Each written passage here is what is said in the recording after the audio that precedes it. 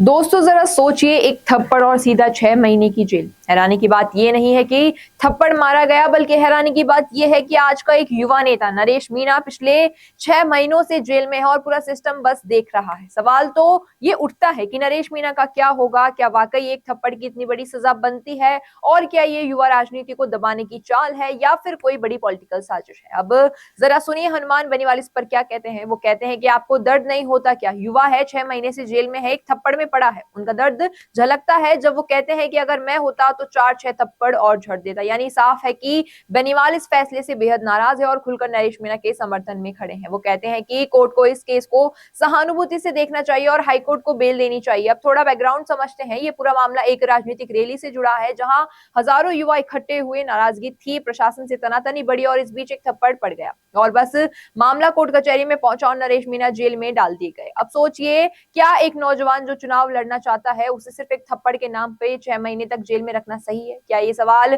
सिर्फ कानून से है या फिर आपसे भी है कि कानून पर सब बराबर लागू होता है? राजनीति में बड़े बड़े नामों में से बड़े कारनामे किए हैं, क्या थप्पड़ घूसे चलाए हैं, लेकिन लिए गए बेल चुटकियों में मिल जाती है। तो फिर नरेश मीणा के साथ ऐसा क्यों हो रहा है? क्या ये राजनीतिक बदले की भावना से है या फिर कोई दबाव इस पर बन रहा है? आखिर में ये सिर्फ एक नेता की कहानी नहीं है, ये उस हर युवा की कहानी है जो सिस्टम से टकराना चाहता है, जो सवाल पूछना चाहता है। और अगर सवाल पूछने की कीमत जेल है तो ये लोकतंत्र पर बहुत बड़ा सवाल है। आपका क्या कहना है? क्या नरेश मीणा को बेल मिलनी चाहिए? क्या ये सजा जायज है या साजिश है? कमेंट में जरूर बताइएगा। अगर आपको वीडियो पसंद आया हो तो इसे लाइक करें, शेयर करें और चैनल संवाद को सब्सक्राइब करना ना भूलें, क्योंकि हम लाते हैं संवाद भारत का, भारत के लिए।